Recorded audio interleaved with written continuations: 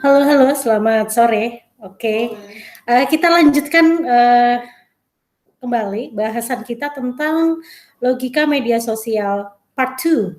Selamat sore karena hari ini, karena sudah sore. Semoga teman-teman masih punya semangat yang oke untuk terus mencermati, seksamai tentang logika media sosial. Jadi part pertama itu tadi kita lebih mengenal logika media secara umum, apa yang menjadi dasar kemunculan,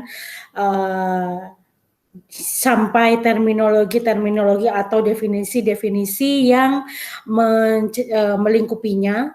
Lalu kemudian kalau sudah ada logika media gitu ya, logika media massa gitu ya, kenapa kemudian muncul istilah konsep atau teori logika media sosial gitu ya. Ada apa nih, apa yang menyebabkan munculnya teori logika media sosial. Tadi sudah lumayan sedikit tersampaikan, tapi akan dibahas lagi di part 2 setelah sebelumnya juga kita memahami dasar-dasar dari media sosial, dari definisi, karakteristik, dan jangan lupa teman-teman sudah mulai harus memperbanyak literasi-literasi tentang jenis-jenis media sosial, karena baiknya saat kita bicara logika media sosial, dasar-dasar dari media sosial sudah Anda punyai gitu ya di Anda gitu ya. Oke, saya akan singkat saja membahas tentang logika media massa versus logika media sosial gitu ya. Terminologinya kemarin sudah dibahas, apa sih pengertian dari logika media sosial, tapi kemudian kita perlu juga nih memetakan apa yang menjadi perbedaan antara asumsi-asumsi atau terminologi-terminologi yang diutarakan di logika media massa, dan satunya yaitu bagaimana karakteristik-karakteristik yang muncul di dalam logika media sosial gitu.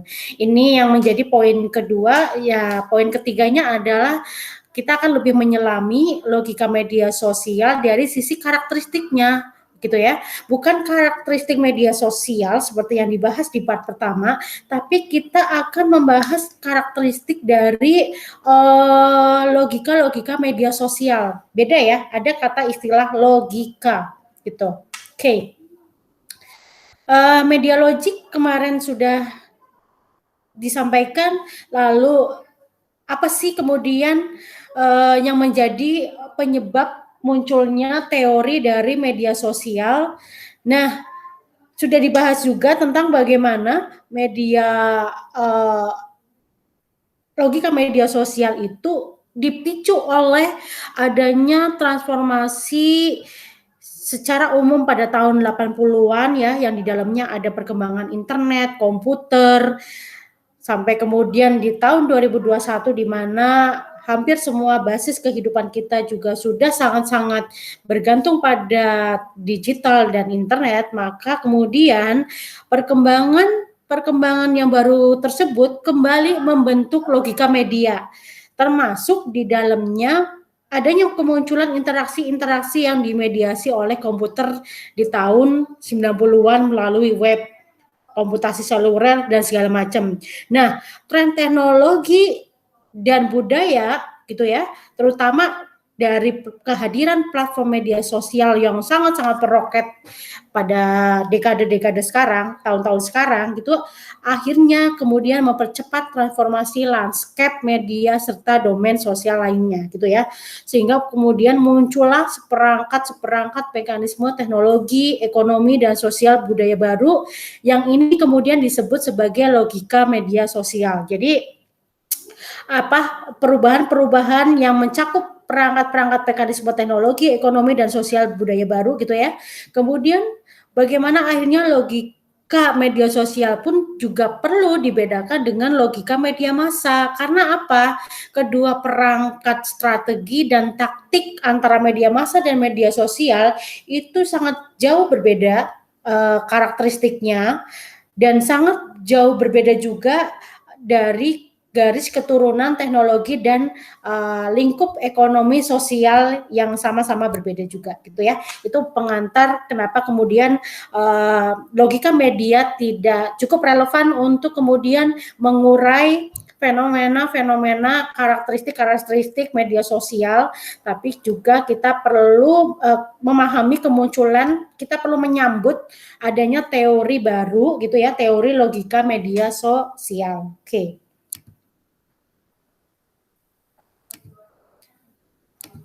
Oke, teman-teman, saya lanjut terkait dengan kita mulai membedakan nih, apa sih yang membedakan antara logika media dengan logika media sosial gitu ya. Logika media maksudnya logika dalam tataran, dalam segmen, dalam landscape media-media konvensional atau mainstream seperti cetak, penyiaran, kayak di dalamnya televisi dan radio yang tidak melibatkan internet. Lalu kemudian pada logika sosial media yang di dalamnya tentu melibatkan internet sebagai bagian dari new media gitu. Oke, kita bicara dari sisi logika media massa secara umum gitu ya, yang dikemukakan oleh si Atet dan Snow tahun 79. Oke, logika media massa itu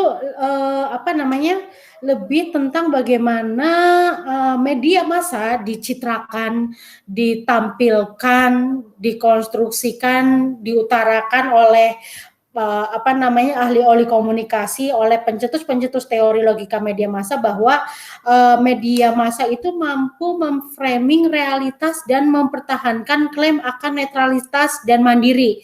Maksudnya netralitas dan mandiri ini si media massa gitu ya, secara praktiknya itu tidak terpengaruh oleh pihak lain. Jadi si media massa digadang-gadang itu sebagai sosok institusi lembaga yang independen, dalam arti dia memframing realitas sesuai dengan objektivitas mereka.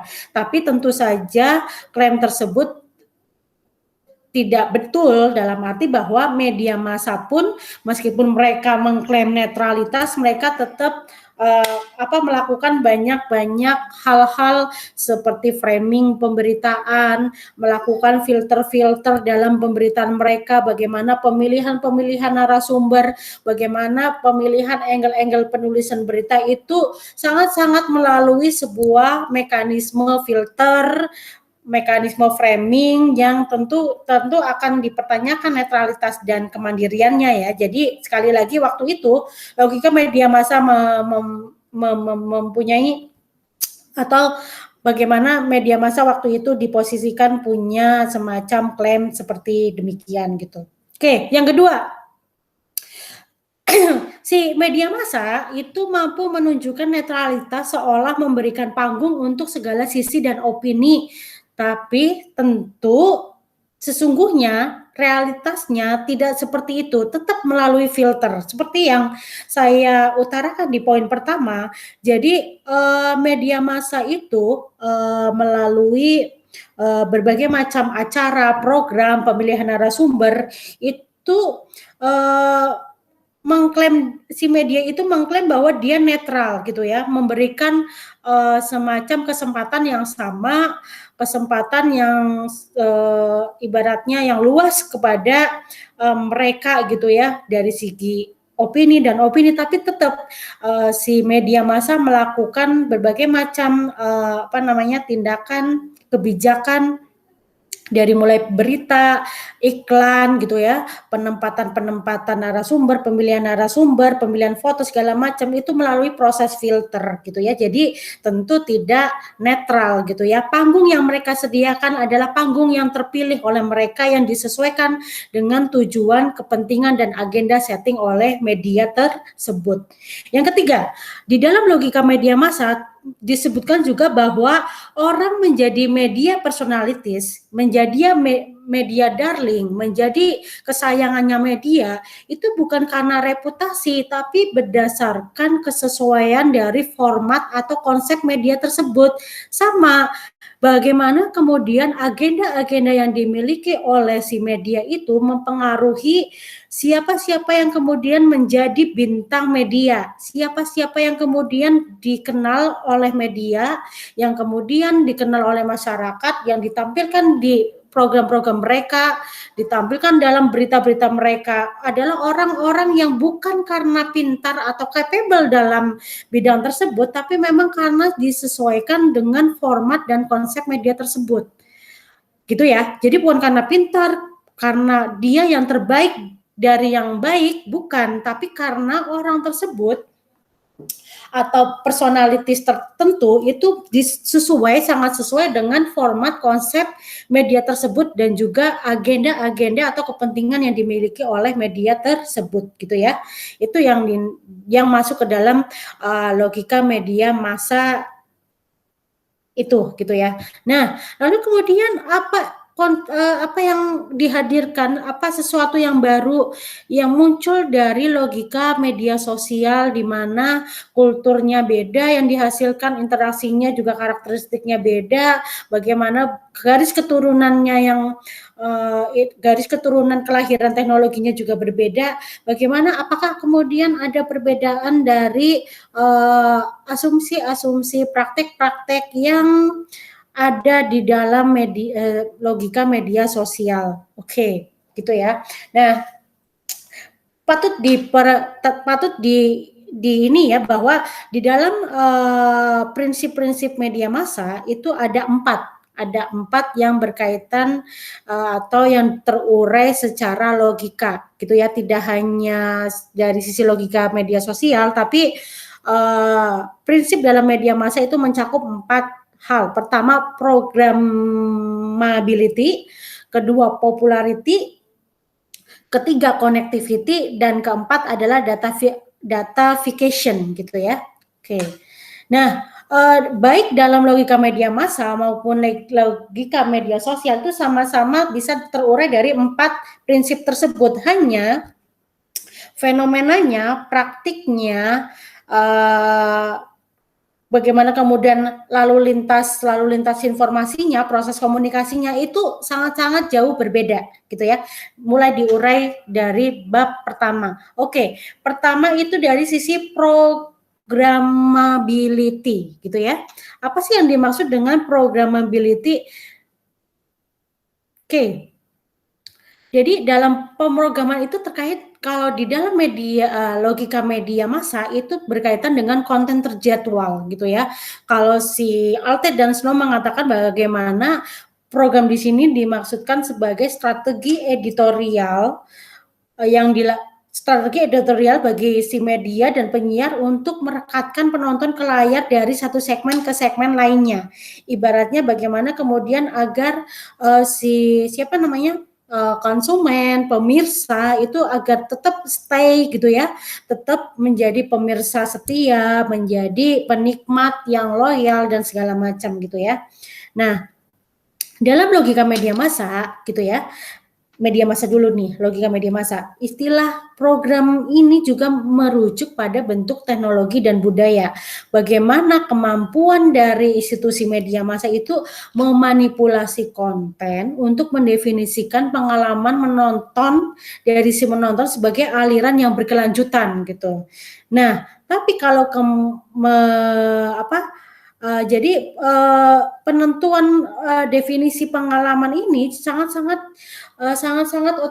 menjadi otoritas dari si media massa.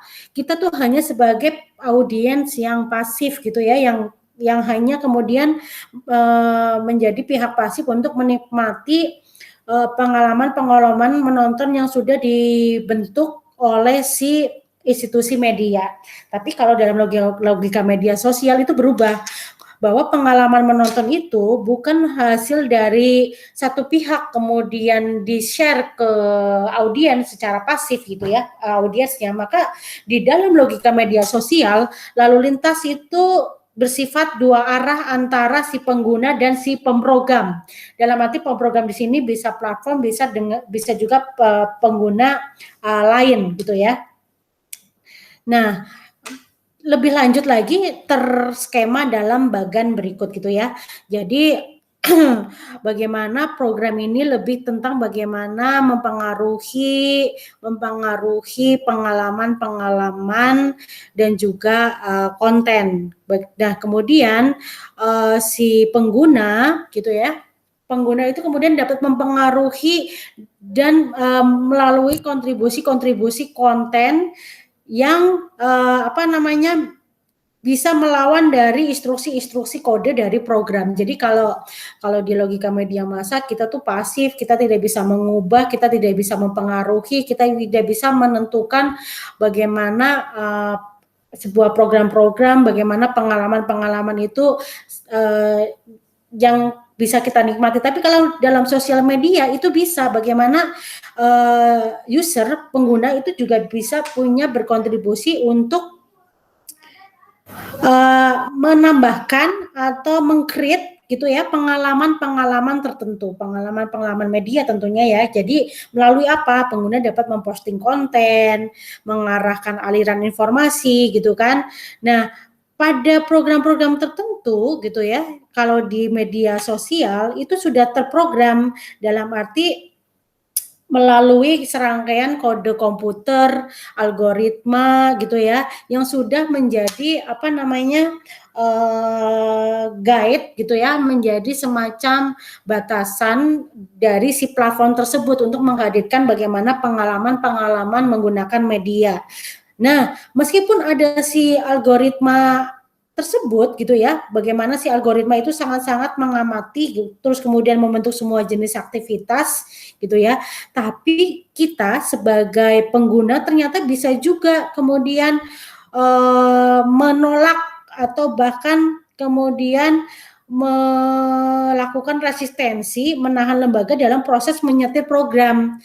Tidak hanya menahan kode, tapi juga menolak protokol gitu. Jadi seperti yang dilakukan pengguna-pengguna Reddit, pengguna-pengguna Twitter gitu ya, bagaimana kita itu bisa menyetir yang bagaimana seharusnya kalau Twitter pakai identitas asli, kita bisa pakai identitas palsu, anonim atau tidak, gitu ya. Kita seorang sosok laki-laki, kita bisa tuh pasang foto-foto cewek seksi gitu kan. Itu kan sebenarnya salah satu bentuk bagaimana kita itu tidak mengikuti program-program kode algoritma, tapi kita juga menahan dan juga menolak protokoler gitu ya. Dari yang lain juga bagaimana kita streaming gitu kan, streaming video-video klip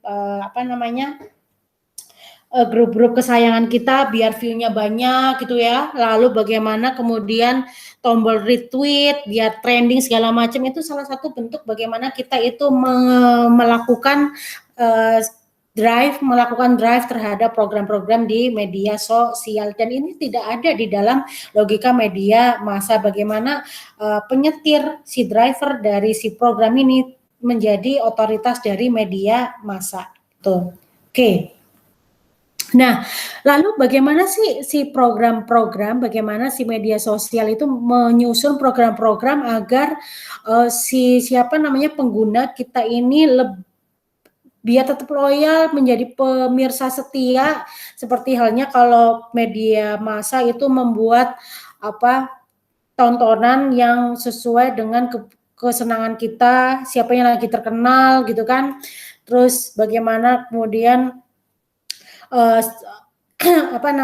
dihadirkan konflik-konflik yang dekat dengan kita. Nah, maka kalau platform media sosial itu bagaimana membuat kita itu ketagihan dan mengikuti dan tetap menjadi pemirsa setianya mereka, itu dengan menciptakan bentuk-bentuk aktivitas relasi gitu ya, yang kita itu menjadi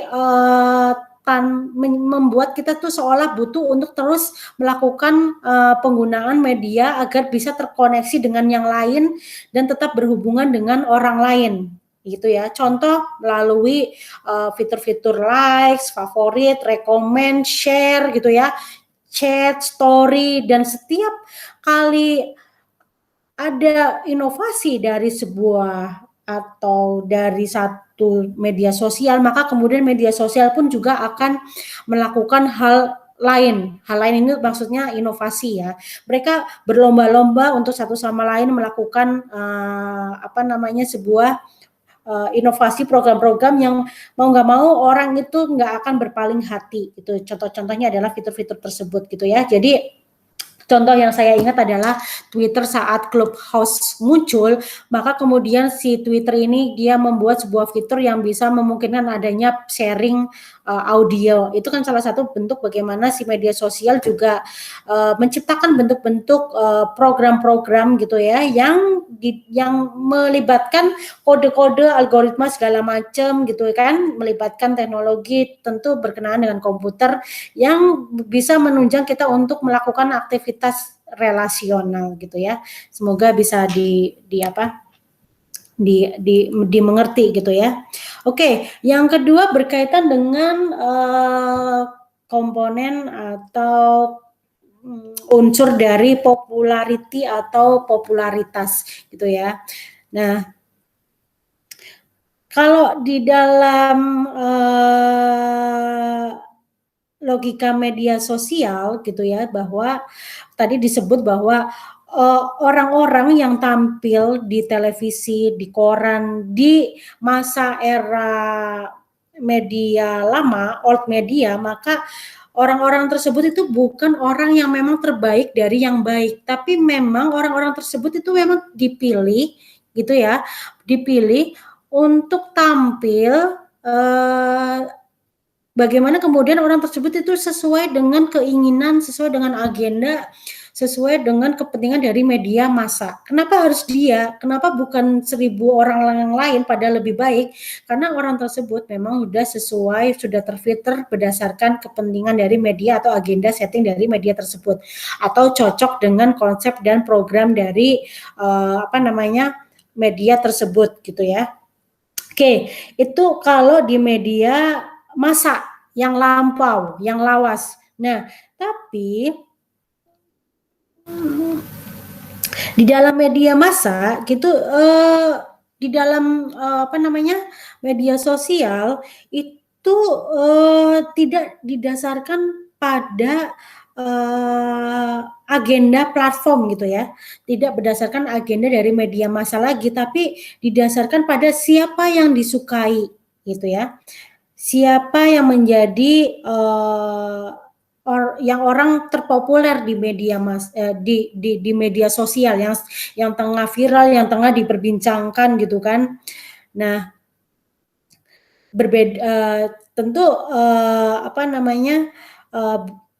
berbeda gitu. Jadi kalau di media massa tidak ada ukuran untuk orang itu siapa sih yang disukai, siapa yang terkenal, karena mereka yang menciptakan itu gitu ya, tergantung dari pokoknya intinya media massa media massa di era old gitu ya, itu mendasarkan kepada media darling, kepada mereka orang-orang yang punya kemampuan untuk bermain media, memikat orang gitu ya, bisa aktor, bisa politisi, penghibur, yang punya kemampuan mengumpulkan perhatian massa gitu ya. Ya intinya selebritis gitu ya, cenderung gitu. Nah, kemudian media massa dalam hal pengaturan agenda itu kemudian memilih orang-orang tersebut untuk kemudian bisa menjadi penguat untuk menonjolkan isu-isu atau agenda mereka.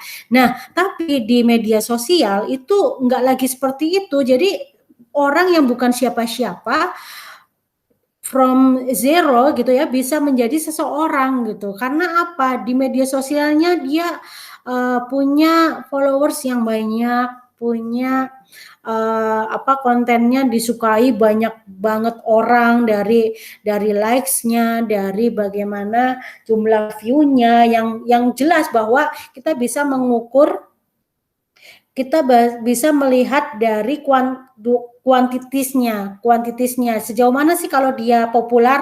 Oh, dari jumlah likes-nya, jumlah followers-nya gitu kan, jumlah konten yang dibagikan segala macam gitu kan.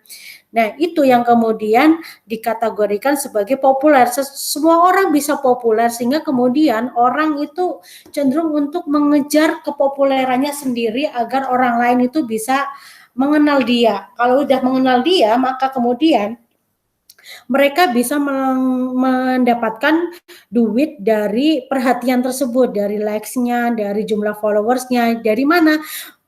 Tentu Anda ingat kan ada yang namanya influencer, selebgram, seleb tweet gitu ya. Nah, banyaknya kesukaan atas konten mereka, banyaknya followers yang mereka dapatkan, itu kemudian bisa menjadi modal kapitalnya mereka untuk mendapatkan uang. Dari mana? Dari brand-brand, dari advertising, karena pasar dengan media sosial dan orang-orang yang disukai ini itu punya keterikatan yang sangat erat gitu. Jadi kebanyakan itu sekarang pemasar itu mencari influencer, orang-orang yang terkenal, orang-orang yang dikenal dan punya pengikut yang setia, dan itu jelas ditunjukkan melalui angka-angka yang muncul di dalam media sosial gitu ya. Nah, tadi popularitas dikondisikan oleh komponen algoritma dan sosial ekonomi gitu ya. Jadi setiap platform itu punya mekanisme berbeda untuk meningkatkan popularitas orang, bisa juga benda atau ide yang diukur secara terukur. Ada istilah-istilah terukur. Kalau di dalam Facebook itu ada age rank, kalau di Twitter itu topik trending atau trending topik. Nah, kalau di Facebook atau skor suka ada berapa sih skor sukanya di konten tertentu gitu kan. Nah, itu kemudian bisa menjadi portofolio untuk orang tersebut dikategorikan terkenal atau populer atau enggak gitu ya.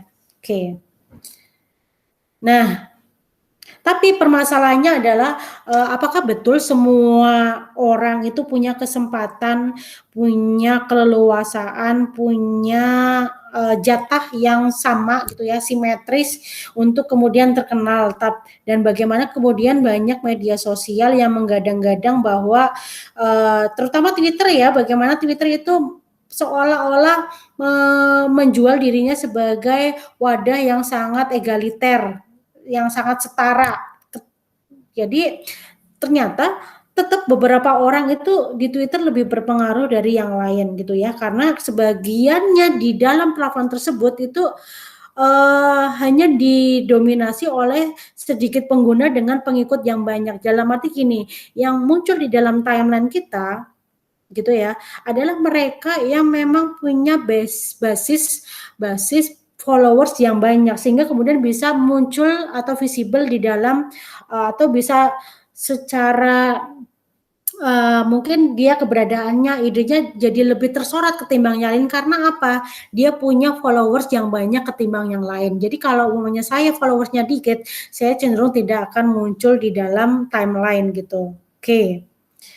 Lalu terkait dengan logika popularitas online juga di YouTube bisa dicek di kebanyakan melihat gitu ya, view di video YouTube gitu kan. Nah, kalau di Facebook itu statistik teman. Nah, di Twitter itu jumlah pengikut. Jadi untuk mengukur populernya orang itu ada ukuran-ukuran yang berbeda-beda gitu ya. Ada semua. Di Twitter itu jumlah pengikut, di Facebook itu jumlah teman, lalu di YouTube itu ada view dan jumlah subscriber gitu kan, dan lain-lain. Nah, nanti Anda bisa menambahkan itu. Oke. Nah, yang ketiga adalah connectivity atau konektivitas gitu ya. Jadi konektivitas itu mengarah kepada kemampuan sosioteknis dari platform media sosial untuk menghubungkan konten kepada pengguna dan pengiklan dalam ekosistem sosial media gitu ya. Lalu berikutnya bagaimana sih dalam konektivitas ini memungkinkan adanya strategi maju untuk menghubungkan pengguna ke konten, pengguna ke pengguna, platform ke pengguna, pengguna ke iklan dan platform ke platform secara algoritma. Jadi media sosial itu secara ekosistem itu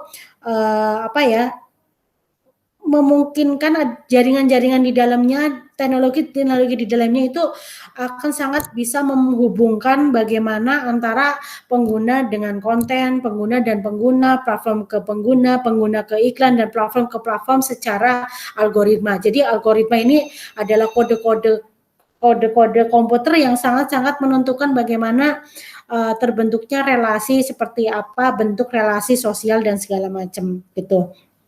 Oke, berbeda dengan media massa, sosial media itu memperluas jaringan individu berdasarkan inisiatif pengguna atau kelompok yang terbentuk otomatis atau rekomendasi yang telah disesuaikan untuk pengguna gitu ya. Jadi tentu sangat berbeda gitu ya dengan media massa gitu ya, secara konvensional bagaimana perluasan jaringan itu bukan didasarkan pada inisiatif pengguna, tapi didasarkan pada kekuatan inisiatif dari media massa itu sendiri. Itu perbedaannya. Oke, yang terakhir data fiction. Datafication adalah mengacu pada kemampuan platform untuk memberikan berbagai data yang sebelumnya belum pernah dikuantitatifkan. Jadi tidak hanya melulu survei, tapi metadata otomatis dari smartphone gitu ya, lewat GPS dan segala macam. Nah, semua aspek sosial itu mampu dikuantitatifkan dalam bentuk data gitu ya. Bahkan relasi-relasi itu bisa dikuantitatifkan, bisa kita lihat jumlah-jumlahnya itu melalui alat ukur atau instrumen-instrumen tertentu seperti jumlah friends gitu ya, berapa sih angka yang muncul, likes-nya, trennya. Nah, kemudian yang muncul dari datafication adalah adanya invisibilitas dan mekanisme yang dianggap wajar gitu. Jadi persetujuan, konsen gitu kan. Bagaimana saat Anda membuat akun, bagaimana Anda kemudian ingin membangun relasi, menyebarkan konten, membuat konten itu kayak melalui semacam persetujuan yang dilakukan oleh kita mengikuti norma-norma atau nilai-nilai prosedur yang ditetapkan oleh platform gitu ya. Lalu ada personalisasi dan privatisasi dari konten-konten yang kita punyai. Oke. Itu dulu dari saya tentang logika media sosial. Jadi setelah ini kita perlu diskusi lagi karena satu kali diskusi mungkin kurang dan kita perlu memantik diskusinya lebih dalam dengan mengaitkan peristiwa-peristiwa yang ada di sekitar kita atau mungkin yang sudah terdokumentasikan atau terfilmkan sehingga kita bisa mencermati sebagai contoh dalam hal kita mengurai logika media sosial gitu. Oke, itu saja dari saya. Terima kasih sudah berkenan untuk memutar video dan memahami bersama-sama tentang logika media sosial. Kalau memang kurang banyak dan kurang jelas, Anda bisa cek di materi utamanya, yaitu dari jurnal logika media sosial punyanya Vanik gitu ya. Sekian dari saya, selamat sore, sampai jumpa minggu depan, semoga sehat selalu. Assalamualaikum warahmatullahi wabarakatuh.